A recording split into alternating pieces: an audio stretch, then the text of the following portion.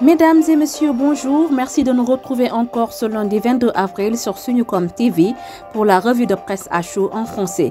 Vous aurez toujours les grandes lignes de l'actualité économique et politique sénégalaise. Commençons par le journal Walfadjri. Ici repose Benno Bokk Yakaar, un dossier de Ibrahima Anne. La coalition Benno Bokk Yakaar, née sur les cendres de Macky 2012, a porté Macky Sall au pouvoir. Pendant longtemps, elle a fait la fierté de son géniteur qui s'est toujours enorgueilli d'avoir eu la coalition au pouvoir qui a eu le plus de longévité.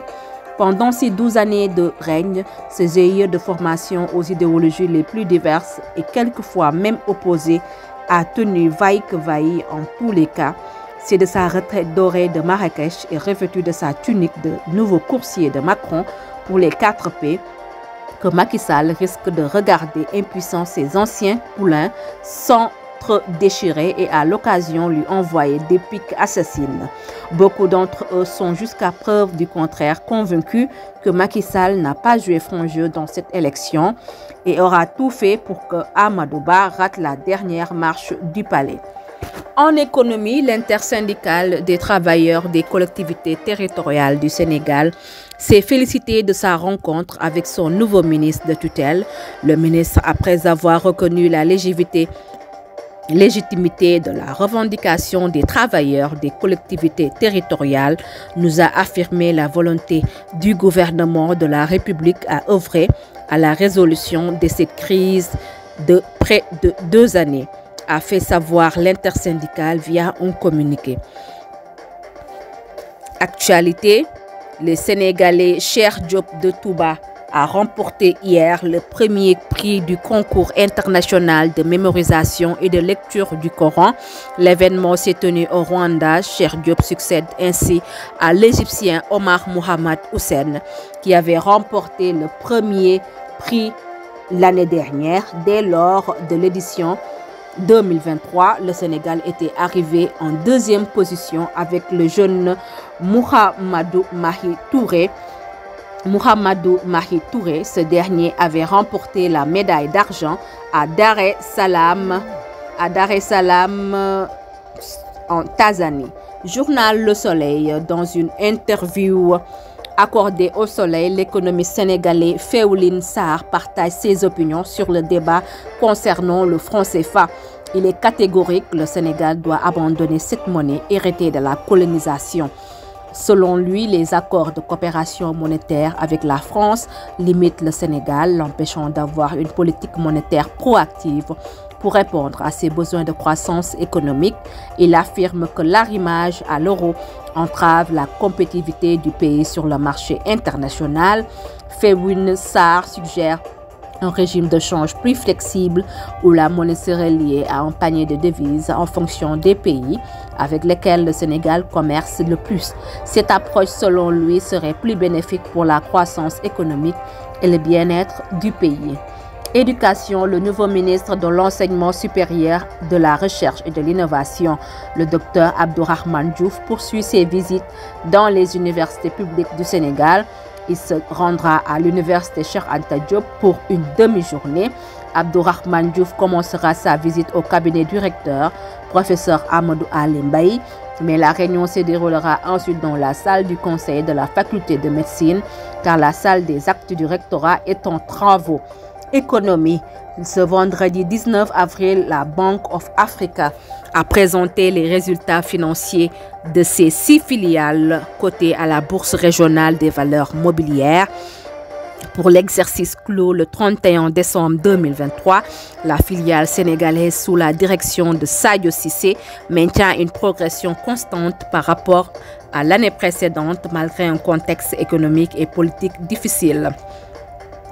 La gendarmerie nationale a effectué une nouvelle opération réussie dans le cadre de la lutte contre l'immigration clandestine grâce au renforcement des mesures de surveillance conformément aux instructions du général Moussa Fall, au commandant de la gendarmerie. 61 candidats ont été appréhendés entre Dakar, Mbour et Fatick. Au cours de la nuit du 20 et 21 avril, les brigades territoriales de Ouakam, Yène et Fimela ont respectivement arrêté 47 candidats. Le bilan de cette opération se chiffre à 61 candidats au total, dont 3 convoyeurs, un recruteur international, 26 Guinéens, 8 Guinéens, 26 Ghanéens, 2 Maliens et 1 Burkinabé, selon les informations fournies par le lieutenant-colonel Ibrahima Ndiaye.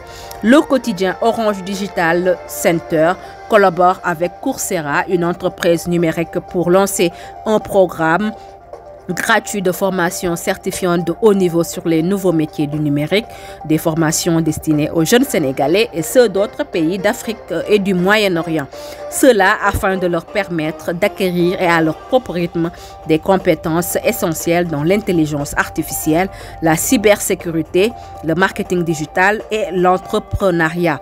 Actualité, le département de Saraya dans la région de Kédougou et le périmètre minier qui abrite toutes les opérations minières de la région. Malheureusement, la richesse de ce département contraste avec sa pauvreté et la précarité dans lesquelles sont plongées ses populations. En plus du manque d'infrastructures sociales de base, de routes, et il y a pollution des eaux, de la Falémé, du pays, de l'exploitation illicite de l'or qui prend des proportions inquiétantes. Le député Guy Marius Sagna se montre boulimique en matière d'initiative parlementaire. Le député s'illustre cette fois-ci avec 42 questions écrites adressées au nouveau gouvernement. Elles devraient être plus nombreuses tant que je suis interpellé par les populations sur plusieurs situations, souvent dramatiques qu'elles vivent. L'écrasante majorité de ces situations sont antérieures à la nomination de l'actuel gouvernement.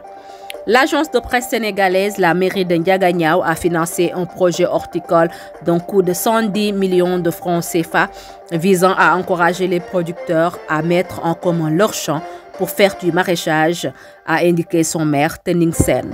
Selon le maire de Ndiaganiao, les producteurs de sa commune ont accepté de mettre en commun leurs champs dans le cadre d'un projet horticole financé par sa municipalité avec l'appui de l'État.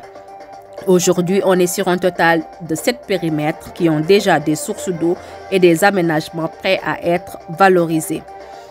L'Alliance française de Ziguinchor accueille ce week-end l'édition 2024 du marché des entrepreneurs locaux, une initiative du projet Terangatech destinée à promouvoir l'activité entrepreneuriale dans cette partie méridionale du pays, a constaté l'APS. Plus de 30 entrepreneurs locaux ont présenté leurs produits et services à des visiteurs venus participer aux nombreuses animations de la journée du samedi. L'Harmattan Sénégal a présenté samedi à Dakar les 2 tomes d'un ouvrage de Sorna Fall proposant des pistes de solutions pour lutter contre le blanchiment de capitaux dans la zone UEMOA, l'Union économique et monétaire ouest-africaine. C'est un ouvrage qui permettra aux lecteurs, même non juristes, de savoir premièrement qu'est-ce qui doit être fait pour lutter contre le blanchiment, a expliqué l'auteur lors de la cérémonie de présentation et de dédicace du livre. Le syndicat autonome des travailleurs de l'élevage du Sénégal, SATES, par la voix de son secrétaire général Ndama Thiam, a exprimé samedi sa volonté d'accompagner le nouveau ministre en charge de l'élevage, Mabouba Diagne, dans sa mission plaidant pour l'implication de tous les acteurs du secteur en vue d'une réussite de toutes les politiques publiques. Nous n'allons pas poser de doléances ni porter de revendications, mais nous tenons à souligner notre engagement et notre dynamisme pour accompagner toutes les politiques qui seront mises en place par le nouveau ministre, a-t-il déclaré à l'APS à l'issue d'une assemblée générale du SATES à Richard Toll. Sud Quotidien. Pour sa deuxième sortie hors du territoire national, le président de la République, son Excellence M. Bassirou Diomaye Diakhar Faye, était l'hôte de son homologue Adama Barrow de la République sœur de Gambie le samedi 20 avril 2024. Lors de ce déplacement, les 2 chefs d'État ont convaincu entre autres de la tenue de la prochaine session du Conseil présidentiel sénégalo-gambien à Dakar, tout en s'engageant à travailler à faire progresser les relations bilatérales entre les 2 pays, notamment en matière de défense et sécurité et de gestion des forêts et de la faune sauvage. Le rêve d'une vie meilleure se dissipe dans la mare de crainte d'impact négatif de la future exploitation du pétrole et du gaz de Sangomar, le delta du fleuve Saloum, une réserve de biosphère importante composée de plusieurs îles, 19 au total, avec des habitants qui n'ont comme activité que la pêche et ses dérivés, craint pour sa survie. Les populations peu informées des tenants et aboutissants de l'exploitation pétrolière s'inquiètent et lient tout changement de leur quotidien à la présence des installations de Woodside. L'ancien athlète international Mounirou Dembélé est organisé samedi au stade Mawade de Saint-Louis. Le meeting international de Saint-Louis a répondu aux attentes des organisateurs. Près de 150 athlètes issus de 14 nationalités se sont alignés sur les 8 disciples qui étaient en lice. Cette participation massive dans cette compétition permet, selon la Fédération sénégalaise d'athlétisme, de vulgariser davantage la première discipline olympique et offre aux athlètes l'occasion de s'affirmer et d'être en contact avec le haut niveau. Nous émettons depuis l'Angleterre et nous remercions de votre écoute et vous donnons rendez-vous pour une prochaine revue de presse. N'oubliez pas de vous abonner sur notre chaîne Sunucom TV et d'appuyer sur la cloche de notification pour ne pas rater nos prochaines revues de presse. Sunucom TV, toute l'actualité et la politique sénégalaise en miniature.